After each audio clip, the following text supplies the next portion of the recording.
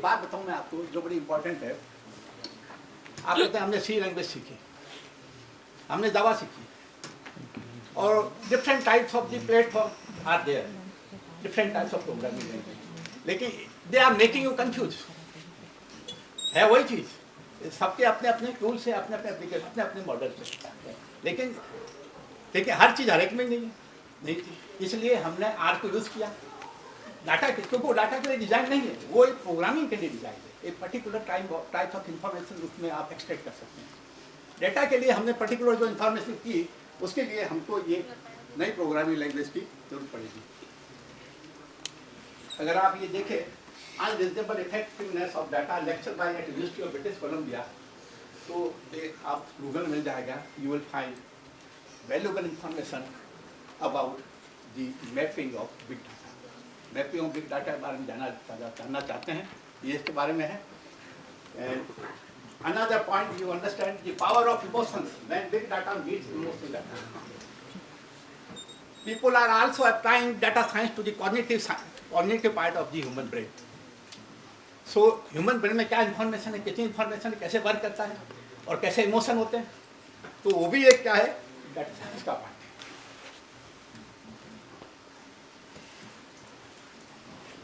Now this is another slide for computer scientist and would like to tell something more। जब मैं यहाँ चला जाऊँगा तो आप सोचेंगे कि आपने इतनी बड़ी बात की, मैं अभी बहुत पर्टिकुलर टेक्नोलॉजी पर नहीं आया। मैंने आपको बताया कि डाटा क्या है, इंफॉर्मेशन क्या है, नॉलेज क्या है, कैसे अप्लाई करते हैं, कैसे मॉडल पैदा होते हैं, कैसे आर्टिफिशियल इंटेलिजेंस यूज़ होती है, और कैसे मॉडल्स हम क्रिएट करके उसको अप्लाई करते हैं।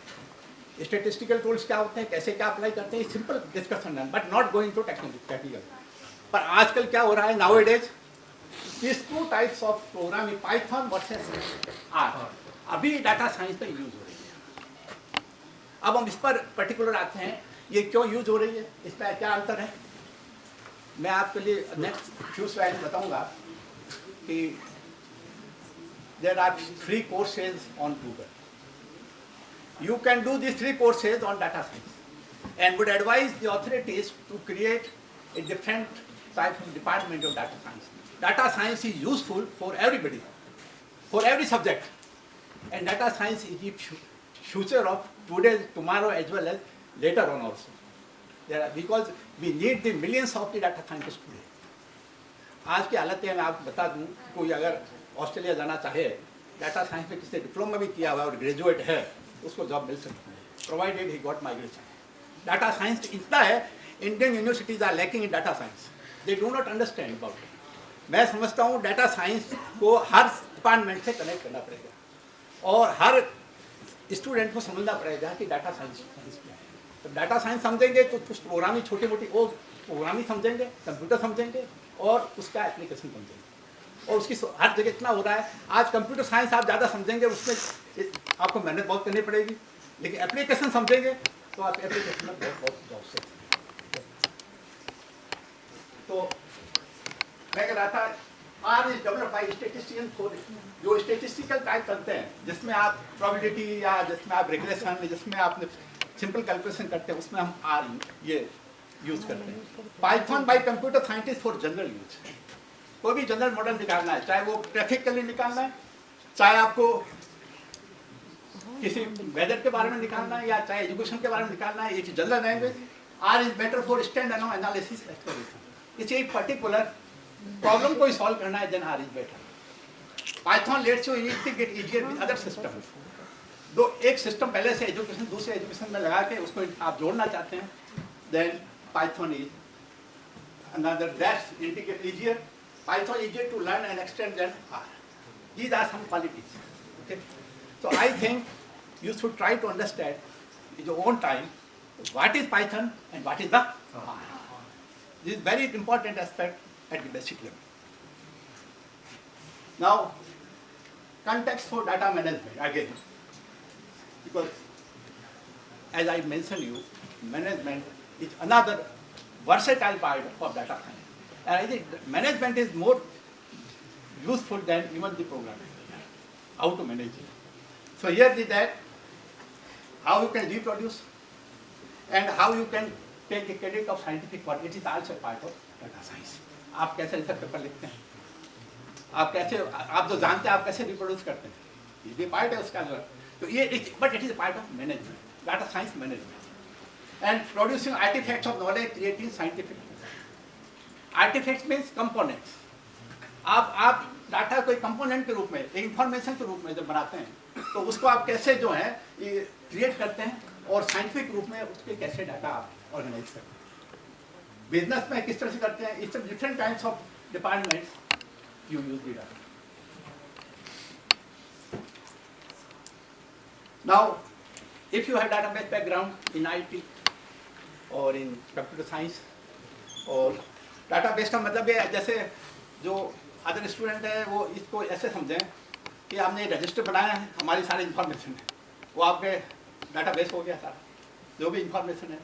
तो डाटाबेस का अगर आजकल यूज़ करना चाहते हैं तो ये प्रोग्रामिंग लैंग्वेज है नो एसक्यूएल, एसक्यूएल और ये डीटीएस मतलब डाटाबेस जो है उसमें यूज़ करते हैं। अब प्रोग्रामिंग लैंग्वेज क्या है, जैसे इसको मैं नॉन जो कंप्यूटर साइंटिस्ट है उस बच्चे हैं उसको ऐसे बताऊंगा। मान लीजिए आपने एक रजिस्टर है, रजिस्टर के पास आपने 500 इन्फॉर्मेशन रखी है और आपने चार्ट बनाया बाद में कि पेज नंबर 1 पर ये इन्फॉर्मेशन है, पेज नंबर 2 पर ये इस डाटा के बारे में, पेज नंबर 3 पर डाटा इन्फॉर्मेशन है ना। तो वो तो आप इतना तो फिर भी याद रख सकते हैं कि इस पेज पर है, 2 पेज पर है। पर मान लीजिए आपके पास 50,000 पेज हैं और 50,000 पेज में सभी पेज में अलग इन्फॉर्मेशन है, उसके लिए आपको प्रोग्रामिंग करनी पड़ेगी। नॉन है तो और वो सारा कलेक्शन डाटाबेस कहलाएगा। इस तरह के लैंग्वेज एसक्यूएल भी होता है, नो एसक्यूएल भी इस तरह के लैंग्वेज। और क्योंकि हमारी जो ऑब्जेक्टिविटी वो ये है कि हम पर्टिकुलर ऐसे डाटा हैं जो रोबस्ट हो, ऐसे डाटा हो जो हमारी जनरल क्वेरी भी बता सकें, हम जनरल बात भी जाने, ये भी कि बहुत साइंटिफिक जनरल क्वेरी भी आप मालूम कर सकें। We also use for that purpose. Now here would like to understand what is the usage and conclusion after that. Data science and data in society. So many ways, so many techniques, and so many applications are there data in society also. And you understand. In public places, in also in different kinds of functions, societies, marriages, so many things are there. People gather the data and create the models and use for the further for future use. जैसे एक function हुआ, एक function में कितने लोग आए, कहाँ से आए, कैसे आए, उनकी क्या लाइटिंग थी, तो कैटरिंग वाले उसका इंफॉर्मेशन ले लेते हैं। जो डिफरेंट जो और जो ऑर्गेनाइज करते हैं, जैसे मान लीजिए किसी ने बड़ा कुछ बनाया, जलसा बनाया है, तो किस तरह के हम यूज़ करेंगे सारे, तो इस तरह से किस तरह के आदमी हम यूज़ करेंगे, तो ये सारा डाटा जो है इस तरह का जो है वो हम इससे यूज़ कर सकते हैं। डाटा मॉडल्स ही होना ही। अब नेक्स्ट पॉइंट है, हम डाटा की अब बात नहीं करेंगे, डाटा मॉडल्स ही करेंगे। कौन सा data models?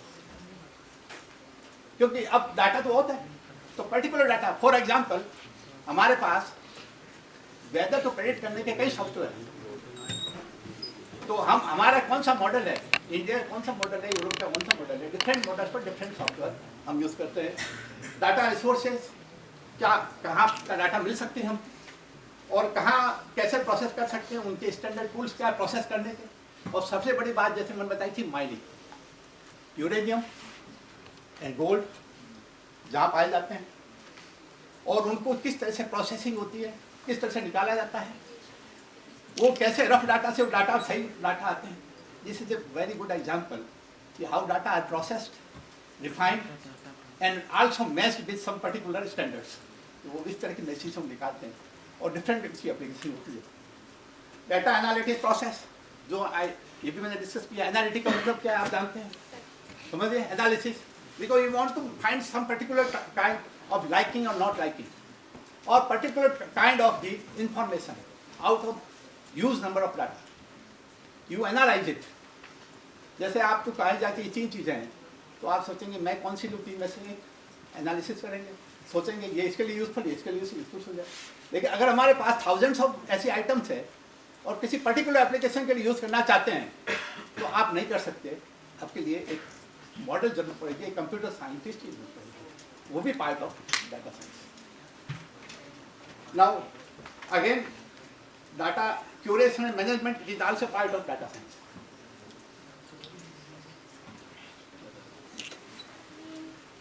Now again I discuss little bit, इसमें आप बोर मत होइए, मैंने 2-3 बार बात की है मशीन लर्निंग की। जैसे मैंने आपको बताया व्हाट इज मशीन लर्निंग, आपको समझ में आई बात। जैसे गूगल में आप कोई चीज़ देखते हैं, गूगल अंडरस्टैंड कि आप क्या जानना चाहते हैं और नेक्स्ट टाइम वही चीज़ आती है। जैसे कमरा है, इस कमरे में आपने कोई चीज़ सामने फेंकी या इधर फेंकी तो वो रिबाउंड हो जाएगी बाउंड्री के पास, फिर दोबारा जब आप आएंगे तो वहाँ तक जाकर अपना प्लॉट आएगी, बिकॉज मशीन अंडरस्टैंड इट। तो कंप्यूटर साइंस में you allow to machine to understand and to create their own models, अपना ओन मॉडल क्रिएट कर सकते हैं मशीन लर्निंग, इसे मशीन लर्निंग। तो हम जानना चाहते हैं कि मशीन लर्निंग में डाटा साइंस के पर्टिकुलर एप्लीकेशन में क्या मशीन लर्निंग होती है। देखो machine learning is a part of computer science, एक सब्जेक्ट है मशीन लर्निंग और इसमें बड़ी रिसर्च होती है कंप्यूटर साइंस। लेकिन होता क्या है उसमें डेटा साइंस पर वो बेस्ड है, कौन से डाटा, किस तरह के डाटा किस सिस्टम को दिया जाता है। Development of algorithm technique that allows computers to learn. अभी ये भी बात की हमने, पहले हम जैसे मान लीजिए आप एल्गोरिथम की बात आई, अभी बात हुई है एल्गोरिथम क्या है। मैंने सिंपल वे में समझाया कि आप सवेरे उठते हैं, आप पूरे दिन का एक शॉर्ट में लिखते हैं ये करना और फिर इस तरह से ऑर्गेनाइज करते हैं कि आपका कम से कम टाइम आपको ट्रेवल करना पड़े और ज़्यादा से ज़्यादा आपका काम हो जाए। This is the algorithm of that particular day. Computer also has that algorithm कि कैसे उसको प्रोग्राम किया जाए।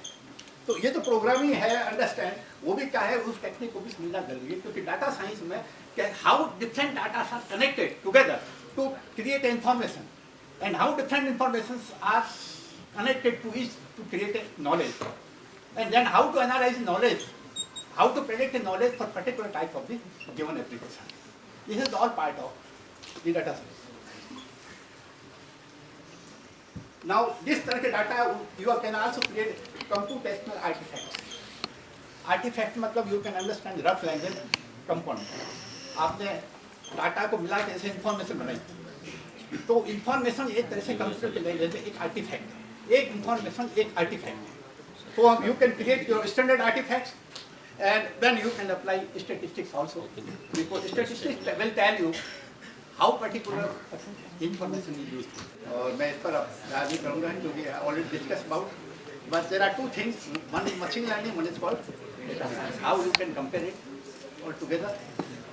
एंड ये है कि why we have machine learning, already discuss, you can create human expertise machine learning.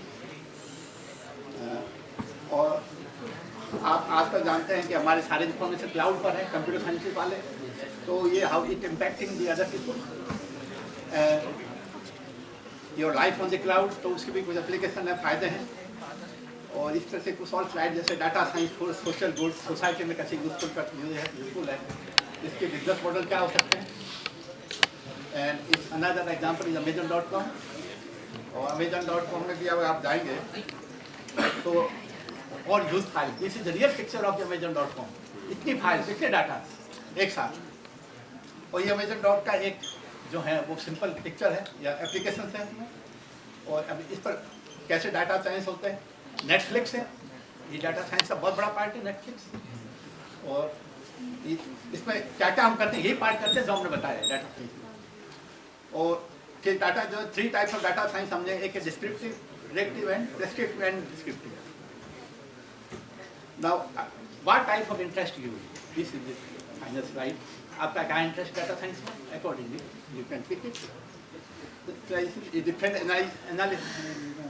Analysis है और उसके एनालिसिस है इसके, और different fields in data science, कहाँ कहाँ आप काम कर सकते हैं डाटा साइंस में। और नाउ देयर आर 5 की component of data science: data planning, data mining, data engineering, data analysis and model, and data, or all those things I've already discussed. Now what are the main concept of data science? ये statistics, visualization, deep learning, machine learning.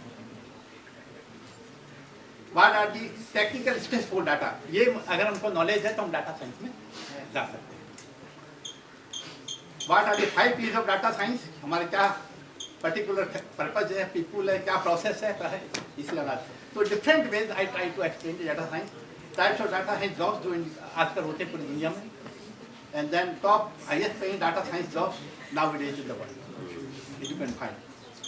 What are the hierarchy of data scientists? कैसे से वो ऊपर से नीचे से ऊपर जाते हैं डाटा साइंटिस्ट, ये सारा दिया हुआ है. और ये एक है जो आपकी टेक्निकल है, why Python is more essential, where R is useful. और ये 10 फ्री ऑनलाइन कोर्सेज है गूगल में, you can find. The free online courses है जो डाटा साइंस पर अवेलेबल है अभी भी गूगल में. I would ask your faculty member to read it and give you the correct information. Now this is the finally conclusion. I would advise to establish a real-time data business center at your organization. This is no time for creating a skill center here, because world has advanced into other stages. We need some kind of industry or industry project here to let you know what is exactly going on data science, and also train every faculty and hence students also. One or the other way. Provide benefit to your organization, country, and finally yourself. So, I think I have finished my data, but not really.